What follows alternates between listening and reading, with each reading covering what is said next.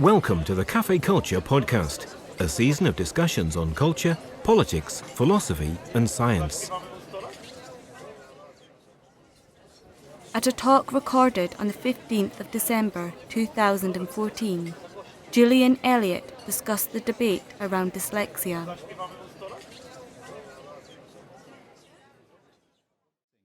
Okay, I want a bit of sympathy here to start off, because I am a much maligned, a much abused individual here. I'm a person that gets a lot of hate mail.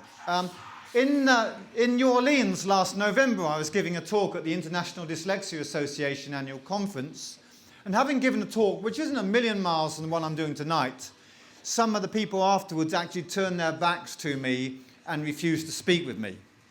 When the book first came out and it got a lot of press coverage, the switchboard at the college, I run one of the Durham colleges, I'm the principal of one of the Collingwood College, which is the one of the Durham colleges.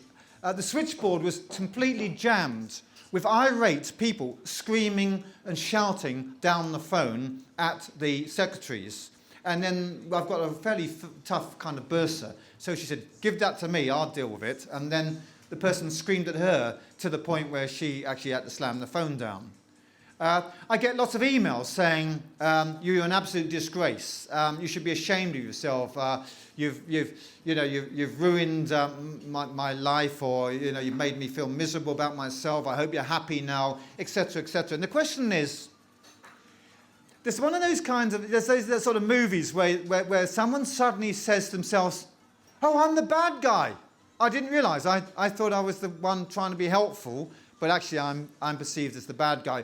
Really what I wanted to do tonight was to try and explain to you why someone like myself who's worked with people with special needs, learning difficulties, reading problems for about 40 years and really trying to help them, why in the eyes of some people, I'm someone who is not caring, not understanding and not sympathetic to those with difficulties of one kind or another.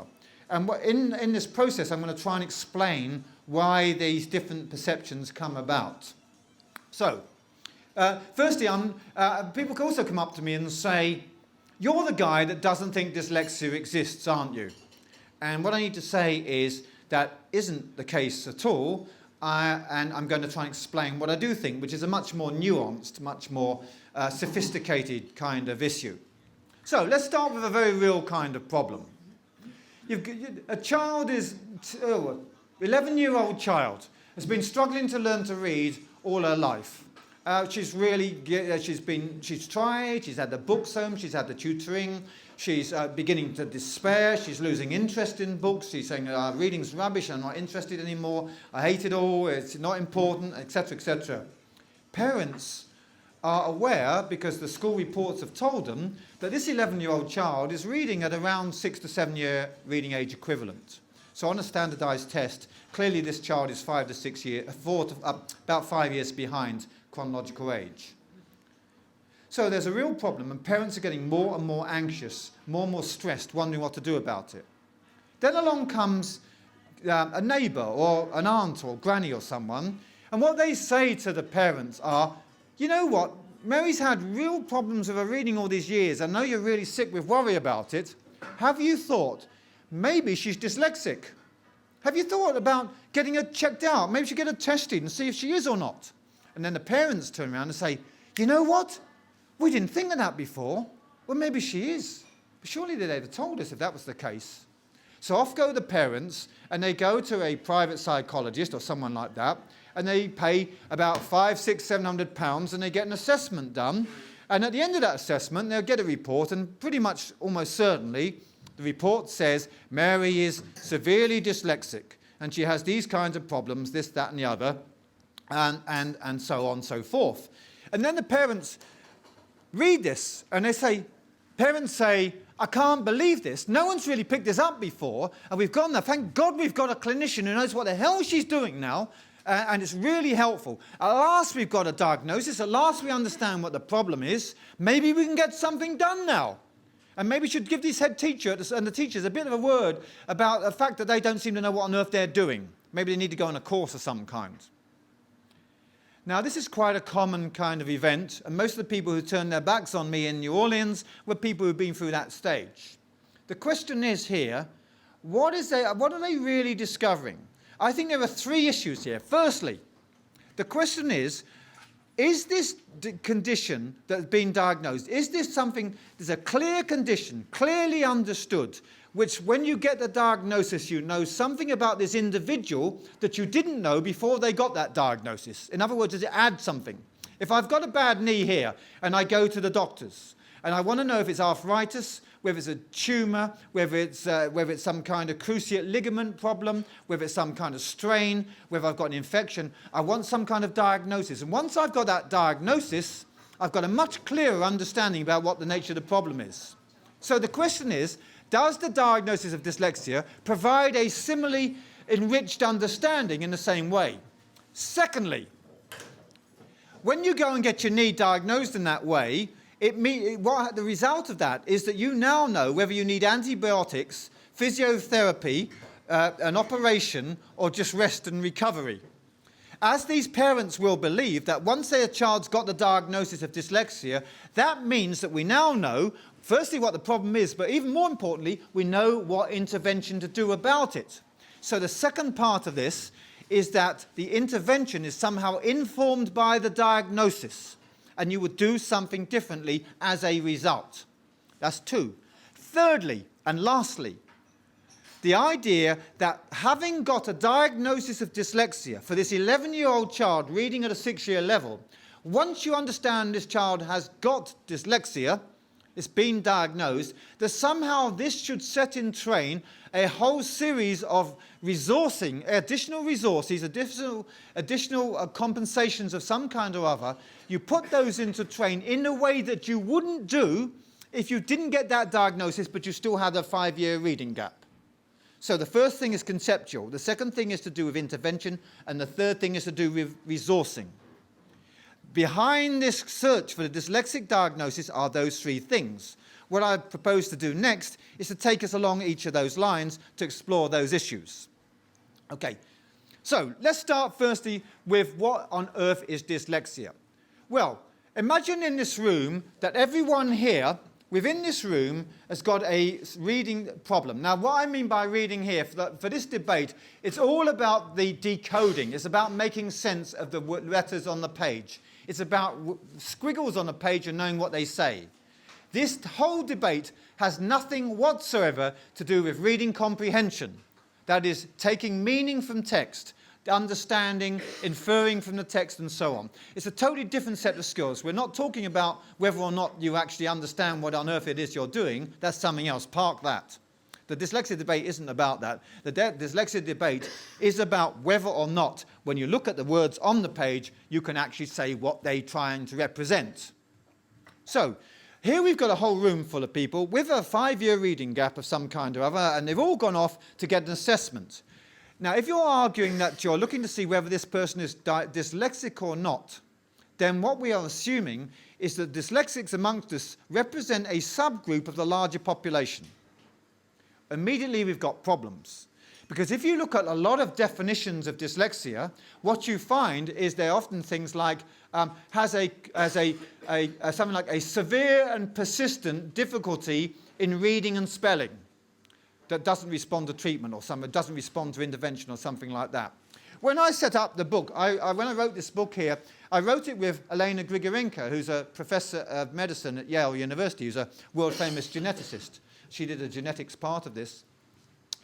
And Elena, for about 3 or 4 years, and halfway through the book, which took me 5 years to write, she kept saying, I don't really understand what you're getting at, Joe. What's your issue? And I said, and I tried to explain, she said, well, we know what dyslexia is, isn't it? It's a problem with reading. It's a problem decoding. It's a dyslexia is a reading difficulty, persistent. So if we come back to the definition that dyslexia is a severe problem with reading and or spelling, then by definition, all of us here are dyslexic. That child who is reading at a 6-year level at age 11, 5 years behind, is by definition dyslexic because she's clearly got a complex problem with reading. Why pay £700 to be told something that you know already? So, here's the tricky bit. the definitions of dyslexia are often given by sort of the pressure groups, the lobby groups and so on, and by the Rose report, which was Jim Rose, who was an ex-HMI, did a big report about 2009. The definitions of dyslexia are often along the lines is that reading difficulties, complex reading difficulties, equals dyslexia. If that's the case, I have no problem with the construct, but then we can forget all about this idea about sending people off for diagnoses, because actually a teacher can find that out in 5 minutes. Okay? But the thing is, the understanding in society is not that. The understanding in society is that dyslexia is not the same thing as simply a complex decoding problem or spelling problem. And that's why it gets tricky, because what people say is, oh, no, of these people here with this problem, only some of you guys are dyslexic, and we need to send you off for tests to find out. Now, there's another school of thought which isn't really happy with either of those. And they say, well, look, you don't understand what dyslexia is. Dyslexia isn't about reading at all. Dyslexia is a much more pervasive condition of which reading is a small component. What's happening in a lot of universities now is that people are getting diagnosed as dyslexic by the disabilities people in the universities on the basis of certain difficulties which are not about reading at all. They're on the basis of some kind of cognitive problem, some kind of processing problem, some kind of memory problem, organizational problem, all these sorts of things. And people are getting diagnosed dyslexic on those grounds. So another school of thought is that dyslexics include a lot of people with reading problems, but actually include a whole bunch of other people where it doesn't manifest itself in reading. Or you can be dyslexic as a recovered or compensated dyslexic, i.e. when you were young you had struggled with reading, now you're having other sorts of problems in life like getting organized, self-regulating, attention problems, concentration problems. I had a student many years ago who came up to me and said at the end of one of my lectures, and interestingly the lecture was on special needs, said, I'm having some problems in your lectures. And I said, oh, what's the problem exactly? And she said, well, the problem is I'm dyslexic. So I said, oh, okay. Can you be a little bit more specific about the exact nature of the difficulty you're encountering? Then we can do something about it.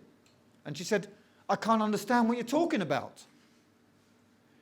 And so what her argument was that the ideas and the discussion we were having in the university lectures and the interactions with the students were somehow missing her by.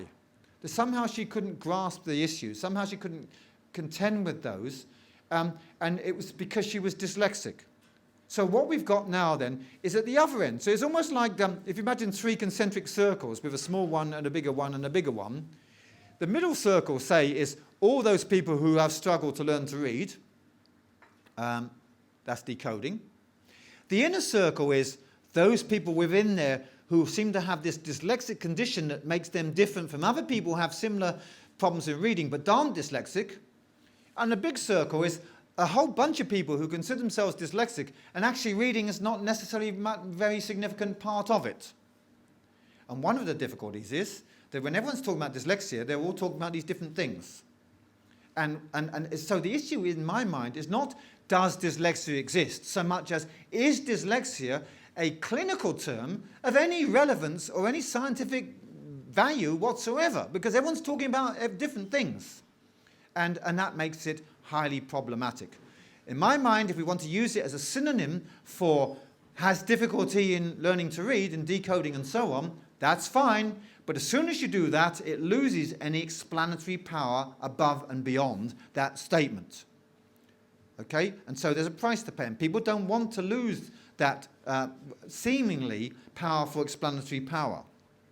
So, what other sorts of things do people say? Well, some people argue that the way by which we know that amongst this pool of poor readers in front of us, some of you guys are dyslexic and some of you aren't dyslexic, the way we know that's the case is because of genetics.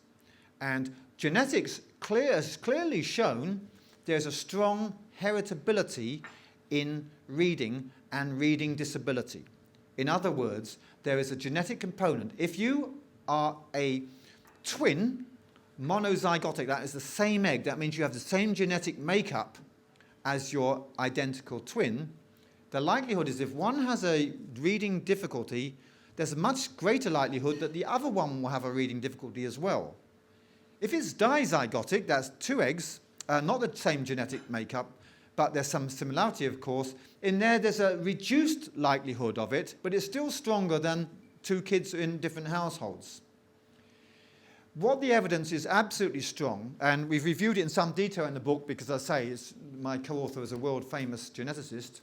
The evidence is there is a strong genetic predisposition to reading difficulties for some people. There are no individual genes that you can identify. It doesn't work like that at all. It's far more complicated than that. But here's the real issue, rather than getting too bogged down in genetics. The real issue is that what we know is there is a genetic component to difficulties in learning to read. In other words, this population of people here in this room, all of whom are struggling to learn to read, all you guys, there is a genetic component for all of you. What you cannot do is identify that some of you have a genetic condition and others don't have a genetic condition. It is impossible at a clinical level to do that. There is no research evidence. There's no way you can use genetics to differentiate within the pool of people where, to the extent to which genes play a part in this. And the role of genes is far too complex, actually, to do that anyway. It isn't very simple. So let's look at neuroscience, because the neuroscience is the other kind of area where people say, hang on a minute, we know dyslexia exists because we've seen the coloured pictures of the brains. Well, basically, there's a number of things you can do. You can cut up dead bodies and look at them, and that's what they did originally, and found out there were some brain abnormalities in people with reading difficulties. Pretty difficult when you get a referral to cut someone open and have a look at them, so that's not much help. But there are two other techniques you can do. One is structure, brain structure. So there's a whole range of different approaches to looking at brain structure. In the book, we've gone through all of those one at a time and said what we know about those. And there are certain abnormalities in brain structure which the imaging techniques we have can demonstrate for people with reading difficulties. Clearly, there are these differences. And then there's another kind of brain imaging which is about brain functioning. So one is the structures, you just look at what bits are where. And the other one is the function of the brain, i.e. when you make the brain do an activity, there's a way by using functional resonance magnetic imaging and other techniques, you can actually see in vivo how the brain is responding to some kind of task, like reading something. And what these studies demonstrate is that for people who struggle with reading, certain bits of the brain are overactivated and certain bits are underactivated. So you can actually build up a kind of picture of areas of the brain which aren't working very well, or which aren't highly activated when they should be, and so on. And what you can also demonstrate is if you do an intervention and with a group of people and you actually increase all their performance, you actually find parts of those brains start lighting up much more. They start working more. In other words, you can see the consequence of the intervention on these brain scans. But here's the problem for both genes and for reading. What this is basically referring to is that there are clearly biological factors that underpin reading difficulty. But it is impossible, at the level of the neuroscience, it is impossible to do individual assessments of someone. You can't take a youngster along who's having a problem and pop them into a scanner and then work out whether or not they've got this biological condition or not. The other thing is you can't separate nature-nurture in that clear way. Is that yours is environmental and yours is biological. You can't do that. In fact, what's quite interesting is that some of the white grey matter in the brain seems to be a product of environmental experience. In other words, some of this matter is built up as a result of the reading process. Some of the way the brain functions is a result of actual environmental circumstances. So the idea is somehow you can crudely cut environment and biology into two discrete areas and say, you're biological, so you're dyslexic, you're environmental, you're dyslexic, you're something else. You can't do any of that. At a clinical level, forget it. So you can hypothesize this distinction between biological and environmental. In real terms, a 9-year-old kiddie comes through your door and you're trying to work with them to help them and they've got a reading problem, you can forget about all that stuff. There's nothing from genetics or neuroscience that can take you forwards. Now, I'm saying that fairly strongly as someone who knows pretty much nil about genetics and not greatly versed in neuroscience. I know kind of enough. But what I do know is I know people who do know this stuff.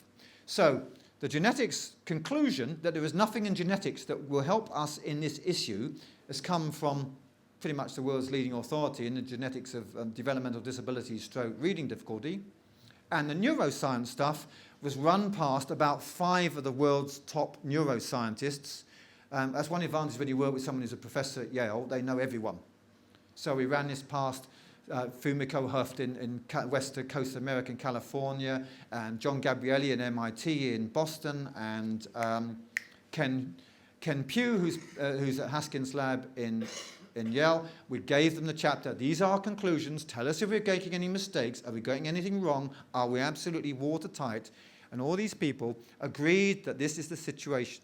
So forget about biology. Forget about biology versus environment. That won't take us through very far. How am I doing for time, by the way? 5 minutes. Oh, right, okay.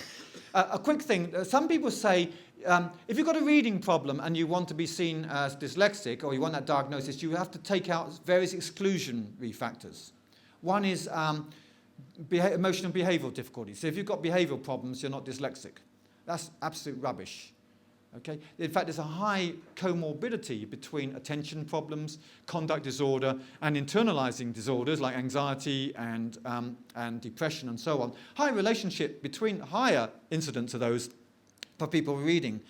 Totally wrong if people have those kinds of problems to say, oh, well, you can't be dyslexic because you've got those problems. Some people say socioeconomic factors. So that means if you live in some tower block in a difficult part of an inner city, and you haven't got a very stimulating home environment, there's not a lot of books in the house or whatever, you can't be dyslexic, okay? You can only be dyslexic if you live in a leafy shire somewhere, in a suburb, and you've got loads of encyclopedias and your parents read to you every night. Now, there is an insidious social element here that works against people from disadvantaged backgrounds if you go down that line, particularly if resourcing is contingent upon this diagnosis. I can't go into it in too detail, but maybe we can have that in the conversation we have afterwards. There's a whole bunch of other things. Some people say it's an unexpected problem. But the trouble with that is there's a high comorbidity or relationship, say, between reading difficulties and mathematical difficulties. So how is that unexpected? I'll just say a little bit about IQ. IQ is of no value whatsoever in resolving this issue. For years, people used to use dyslexia as a way of identifying a discrepancy between IQ and reading problems. So if you were high IQ and you had reading problems, this discrepancy existed, and that meant you were dyslexic. If you were low IQ and you had reading problems, people said, well, that's what you'd expect. It's consonant with your intellectual ability. You aren't dyslexic. Absolutely consistent study after study after study has demonstrated that that position is untenable. There is, in fact, little relationship, if any, between IQ and decoding ability. Decoding is a low-level cognitive skill. It does not require high cognitive power. Reading comprehension does, but not decoding. Decoding is pretty simple as long as you're wired up to do it.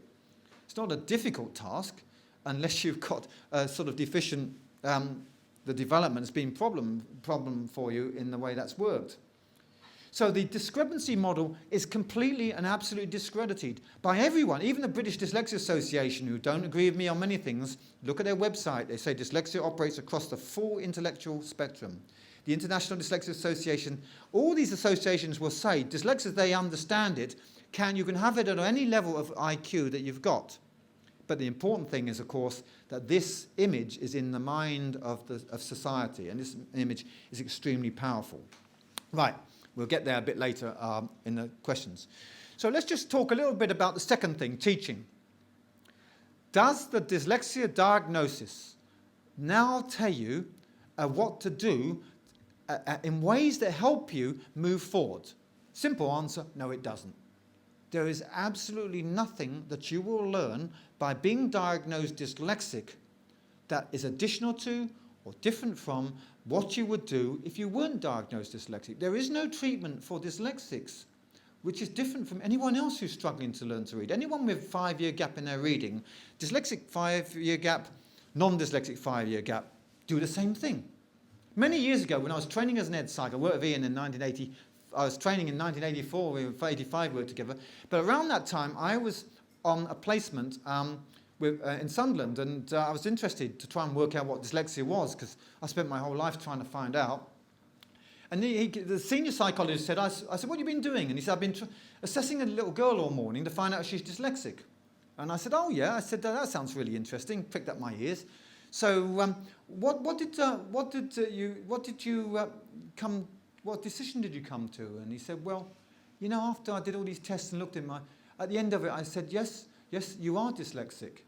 And I said, and what did you do about it? And he said, well, I put her on a data pack program. Now, data pack is a kind of behaviorist teaching program where you start off with very small units like learning certain letters and then building them up, consonant, vowel, consonant, and then a sort of blend vowel, consonant, and you just do it very sort of intensely for about 10 or 15 minutes a day, and then you build it up, build it up, build it up, and you have lots of repetition until you get some kind of fluency established. So that was all the rage in those days. So I said, okay, tell me, what would you have recommended if you thought the little girl wasn't dyslexic? And he sort of sat there for a while and said, oh, they're still done data pack. So what the hell, what's the point of wasting your bloody time all morning for them? But this is the issue. You talk to special needs coordinators in schools. In fact, I've cited in the book a website where they all wrote into it, the Senko forum. And what you'll find is that they, when they send kids off for dyslexia diagnosis, they're not trying to find out about interventions.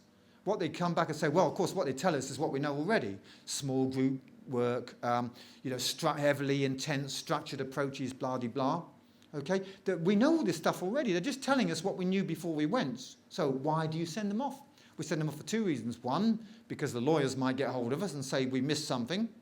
And secondly, because actually the more dyslexics we have in school, the more emphasis we can have on we can put pressure on the school to give us more resources and more time, more teachers and so on to work with kids with reading problems. But this is not about intervention. So the interventions are cognitive, auditory, visual training and motor training. Cognitive training, i.e. all sorts of cognitive programs trying to teach kids to be better at doing certain things like working memory.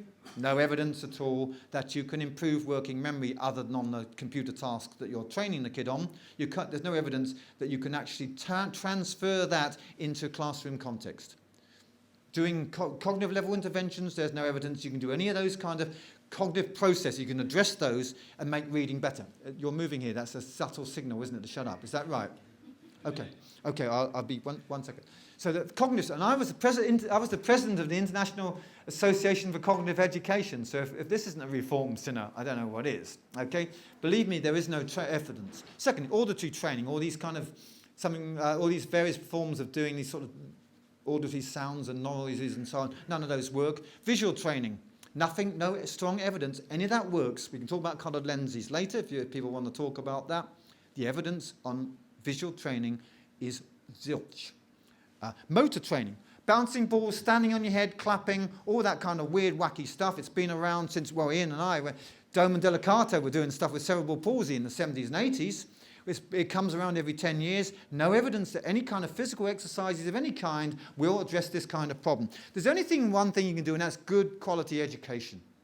That's the only thing where there is evidence that you can make a difference. That education is exactly the same, whoever you're working with. You call them dyslexic or you don't call them dyslexic. And finally, before I get that long stick with a hook on the end pulled around my head and janked away, I'll say a bit about resources. If you had an 11-year-old girl there reading at a 6-year level, and you have an 11-year-old girl over there reading 6-year level, and that one gets diagnosed dyslexic and that one doesn't, are you going to try and argue that somehow this kiddie here should be getting a whole bunch of resources and help that that one over there shouldn't be getting? And if so, why is that? But you know, the reality is That one over there probably lives in a really leafy shire and has a very, very powerful, supportive family who fight for her and try and help her. And I'm not criticising that family in any way, but she will have people who act as agents for her and support her. This one over here is more likely to not have that. And I've seen that over and over again. One of the problems of this whole dyslexia agenda is that there are some people in society who benefit from it and other people who don't. And there's a price to pay. It's a zero-sum game, this. This is the thing. Zero-sum game, and it's problematic. Thank you. Thank you. Thank you. Cafe Culture North East is supported by Newcastle University, Peels and the British Science Association. We're also supported by Ginger's Cafe in Dance City, who host the events.